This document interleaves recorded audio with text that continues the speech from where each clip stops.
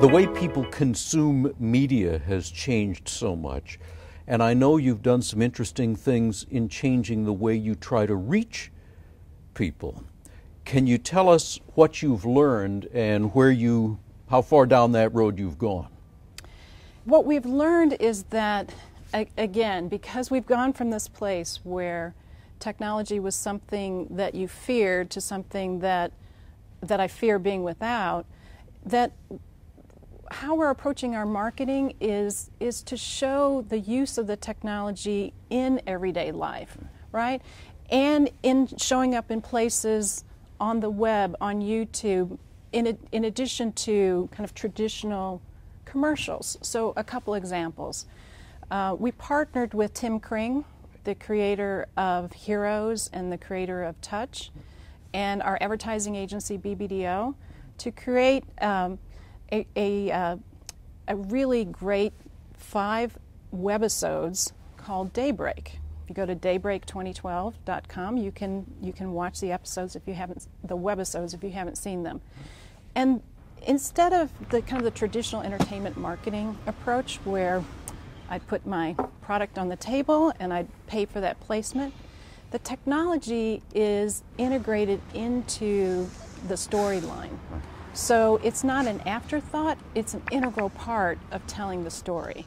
And so Ben, kind of the hero in our story, is fighting the forces of good versus evil, and he is using our technology to get around the bad guys, and you'll have to watch it. But I have watched some of it, and it's very well. I mean, it's suspenseful. It's very well done. High production values. Yes. I mean, it's as good as any TV show. Absolutely.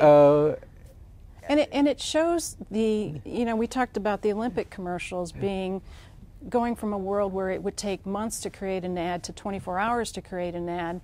It speaks to the pace that we all live our lives, that technology has enabled. Another example is a series on YouTube called A Way We Happened.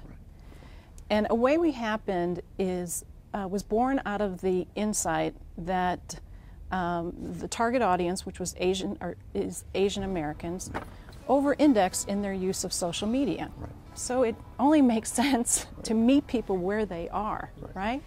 So we created 6 webisodes that were on YouTube. Now, the really interesting learning here is we only created the first webisode, and so that was shot, and it's set in a kind of a coffee shop. These 2 young professionals meet by happenstance in a coffee shop, and they're both on the way to the airport, and somehow they take each other's luggage. And so at the end of the webisode, the question is asked, what do you think should happen next? Should they meet up?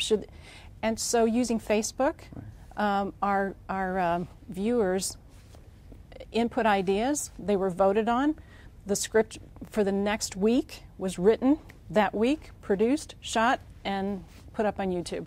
Right. So each week, and we've had millions of viewers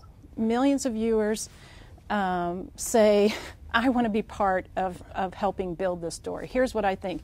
And the technology, our smartphone devices, our technology, again played an integral part of the story.